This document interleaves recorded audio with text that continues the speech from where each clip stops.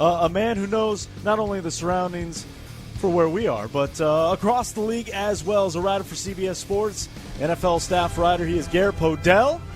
Follow him on the X at Garrett Podell. Joining us now, friend of the program here on the Morning Tailgate.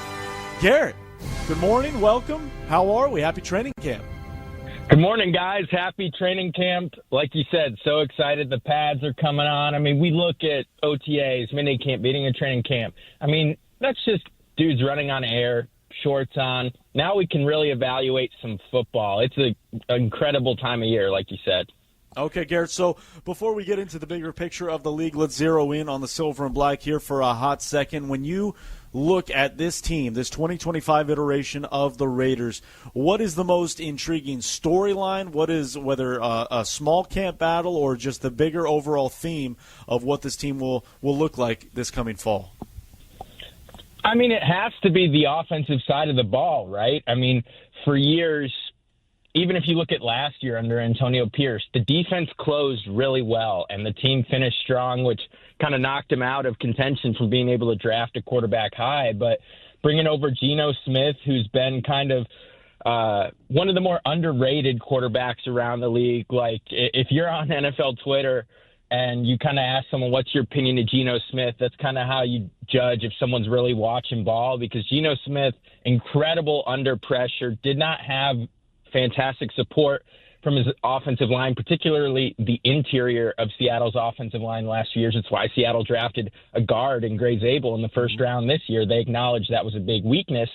So bringing him over, and then just Ashton Genty, someone who I got to know a little bit pre-draft, a couple weeks before the draft, and he, when I spoke to him one-on-one, was pounding the table for the Raiders to go get him at 6. They did, and then they added Jack Besh out of TCU, who's a solid route runner in the second round. So I'm really excited to see what Las Vegas's kind of new look offense looks like with new OC Chip Kelly, fresh off coordinating Ohio State to a national title run. Because defensively, I feel like there's a lot of underrated, solid pieces on that side of the ball. But offense, it's a total makeover, and I think that to me is definitely the most intriguing part of this Raiders team in 2025. Yeah, and it is, and it's maybe with the inclusion of somebody like Ashton Genty, that helps Brock Bowers get even further, to kind of like even add more accolades to already a superlative first year. What do you think the expectations and standards are for him now that he set such a lofty goal in that first year being an All-Pro?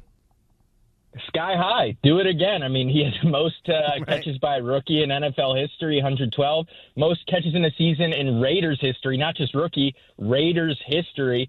So, I think it's super early, obviously, in his career, but being the first-team All-Pro tight end as a rookie, I mean, the standard is probably comparing him to Travis Kelce, who's also in the AFC West, roll out of bed and rack up 1,000 yards every year and keep this thing going. And I think having a quarterback like Geno, that's really going to help Bowers continue to mature in that way, because he was able to distribute the ball for years to guys like DK Metcalf and Tyler Lockett, and both those guys would have big catches, yards, touchdown numbers. So I think Brock Bowers certainly is in a great place to continue to thrive. And I saw a quote out of camp that Geno Smith said of Bowers, saying like he feels bad when he doesn't get Bowers the ball. In some place he just feels like he's always open and he has to get Brock Bowers the ball. So I think that's a great sign for the second-year tight end. Absolutely. We're talking to Garrett Podell. Excuse me. We're talking to Garrett Podell here. CBS Sports on the Morning Tailgates, Raider Nation Radio 920. All right, let's branch out a little bit across the league. What sticks out? 32 camps all underway. Preseason game number 1 of the NFL season gets going here in 2 days' time. What is the biggest storylines that you're looking at? I mean, I feel like I would love to talk on-field stuff with you guys, but I mean, to me, it's the guys who still haven't been paid, right? You look at Terry McLaurin in Washington. He set the franchise's single-season touchdown catches record with 13. That was the second most in the league this past year, behind only Triple Crown winner Jamar Chase. He's holding in. He did show up to camp a few days ago, but holding in. Trey Hendrickson, who's had 17.5 sacks each of the last 2 years. He's only one of 5 dudes ever to put up at least 17 sacks in consecutive seasons since sacks became an official stat in 1982, first since J.J. Watt in the early 2010s to do that. He's still holding out, doesn't have a contract. You have with the Cowboys, Micah Parsons. He leads the NFL in quarterback pressures, co-leads with Max Crosby, actually, 330 since Parsons entered the league in 2021. He's had 12 sacks each of his first 4 seasons. He still doesn't have a contract and is standing off to the side at Cowboys practice. So I think there's still so many big dominoes to me in terms of stars who aren't paid and not participating in camp. And I think monitoring those situations and how that could affect teams going into the 2025 season is really interesting to me, because I'm based out of Dallas, and CeeDee Lamb, they did this with him last year, and he held out at training camp. And the beginning of the season for Lamb, he admitted, was a little crazy. There was a game against the Ravens in Week 3 where he and Dak Prescott, because they hadn't really worked together in the offseason because of Lamb's holdout, connection on a deep ball that would have gone for a touchdown. Instead, the ball went to the middle of the end zone. Lamb was in the right corner. So you just see things, even great players, Lamb ended up bouncing back, having a second team all-pro season by the end of the year. But just you see these contract disputes now, and then you wonder how could this impact the start of the season. Well, it makes you wonder as well, because you don't want that kind of anything to hold you back, especially if you're in Dallas when the expectations are so high and there's a lot of pressure to win. But even more so for Washington, take care of a guy like Terry McLaurin is someone that has been able to be productive with really very marginal quarterbacks at the helm until last year. And if you're somebody like McLaurin that's making less than $23 million a year, and you see guys in the league like Jalen Waddle at 28.2, listen, these deals have to get worked on, and let's not try to pretend that it's not happening at all. Sure, what more do you want from me to play into my entire contract? Let's pay these guys and make sure that, somebody, what do you think McLaurin is looking at? Is he looking at CeeDee Lamb type numbers there, like 33 a year? That's a great question, and I like what you touched on about kind of the marginal quarterbacks, right? He's played for 6 years. He's had over 1,000 yards in the last 5, and to your point, he's been a good soldier, never demanded a trade. Never. When there are plenty of dudes in McLaurin's situation who would look around and say, this is just a bad spot for my career, and for that reason, yes, I'm out. Right. I think he looks at Cortland Sutton with the Denver Broncos. He signs for 4 years, 92 over the weekend. I mean, that, if you throw the numbers next to each other, would make a lot of sense. I mean, that's 23. But if you look at peers of his in terms of guys who have signed their first big contracts at the same time as his, I would expect he'd look at DK Metcalf and his money.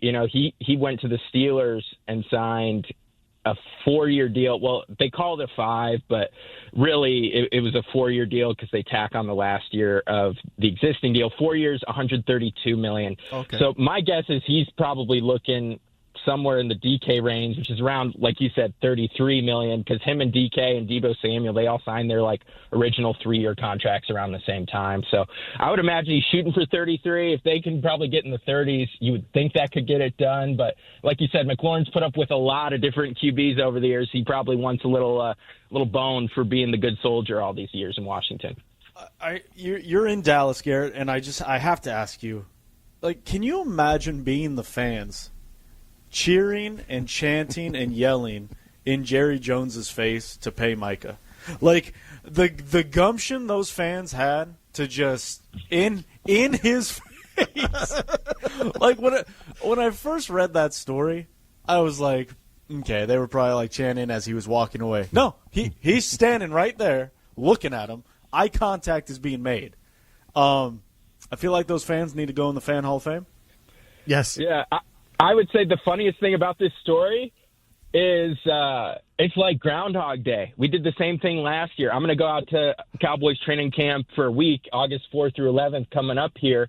And when I was out at camp last year, similar situation, myself and a few other members of the media were talking to Jerry in a scrum, kind of where the fans hang out on the fence near the barrier at camp.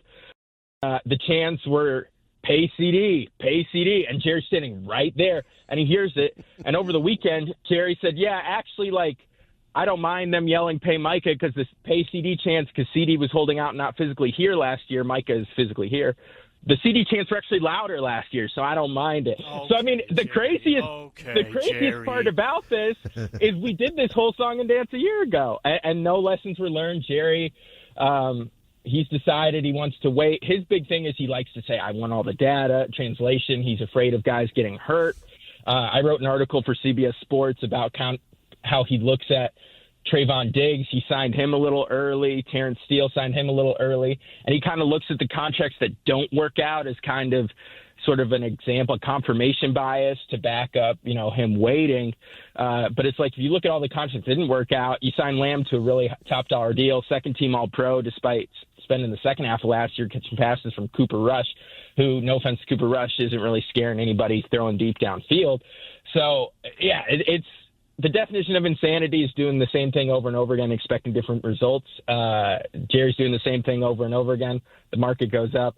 I guess he doesn't mind because he feels like, which he mentioned in an interview with Mike Ducey of Fox 4 in Dallas, I don't mind Micah holding out because I know he can't get hurt. So Jerry is, there's a Netflix documentary coming out about Jerry, about the gambler, how he put the team together in the 90s and took risks, and they won 3 Super Bowls in 4 years. Jerry Jones, the gambler, is no longer in existence. Now Jerry Jones kind of operates out of this fear of paralysis of injury, and he's no longer risk heavy. He's risk averse at this stage of his career. It's Garrett Podell with the CBS Sports. Go online and read his stories on the top stories for the NFL training camp takeaways. And with that being said, the definition of insanity for even the Cleveland Browns to warm up that Joe Flacco body one more time. Now that Kenny Pickett's injury has come to the fold, how do you think this is going to shake things up in that quarterback room for that rotation, and maybe Shedeur Sanders and Dylan Gabriel get more time in the light?